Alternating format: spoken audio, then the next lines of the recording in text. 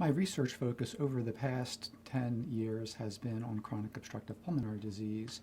That includes COPD, chronic bronchitis, emphysema, asthma, with a side focus on other chronic lung diseases such as lung cancer. I've been at the University of Kentucky now for 11 years. Prior to that, I worked at Centers for Disease Control in Atlanta, where I helped to develop the respiratory disease program that pretty much focused on asthma, but also had an interest in air pollution, secondhand smoke exposure, and tobacco exposure in the U.S. population. Now, COPD is an umbrella term. It stands for chronic obstructive pulmonary disease. It's an umbrella term that includes a number of different chronic diseases, including chronic bronchitis, which is basically people coughing and spitting.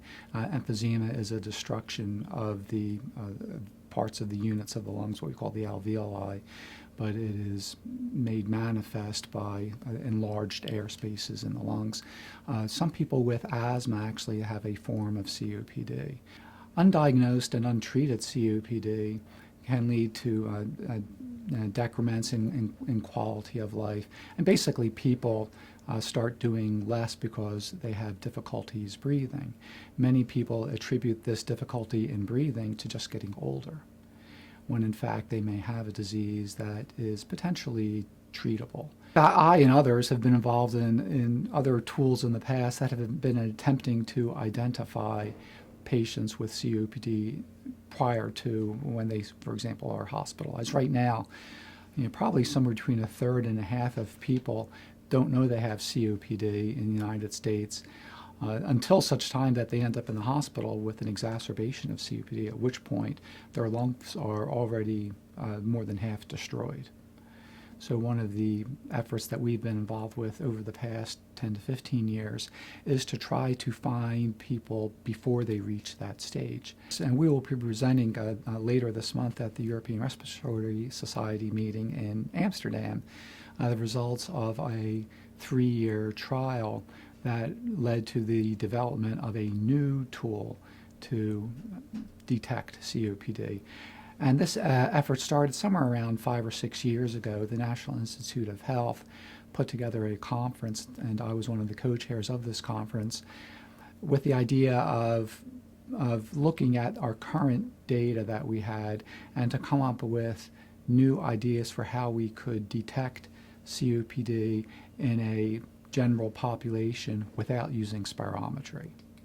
Spirometry being although it's the gold standard, it's somewhat difficult to do, and it has not been terribly successful.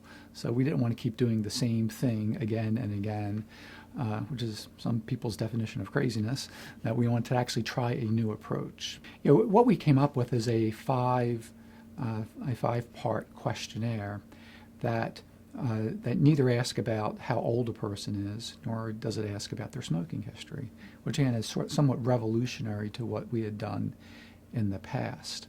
Instead, it focuses on impacts that breathing have on a person's life. It looks at the number of respiratory events that they had in the previous year, and it looks at a couple of other key exposures to then stratify a risk. So basically there are 5 questions. One's a 2-part question, and the other are all 1-part questions. And you add up the points from these questions, and depending on the number of points you get, you basically use that to determine whether this person is at a high versus a low risk of either having COPD or being at risk for having an exacerbation, which is an acute worsening of COPD in the next year. What we would like to see is that this tool be used certainly in primary care practices. There's the potential that this is something that could be used by individuals to sort of screen themselves, that then sort of gives them something to talk to their physician with. We haven't looked at it that way yet, but that's another sort of potential area. But ultimately, we would like to move the field for our patients out there, such that they are detected prior to when their lungs are destroyed. And that's sort of where we're at now, that many people, by the time we find out that they have COPD, their lungs are pretty much shot. and there's not a whole lot we can do. And we can do a lot to treat symptoms, but you really can't recover lung function after it's been lost. So part of what we're trying to do is actually intervene at an earlier stage.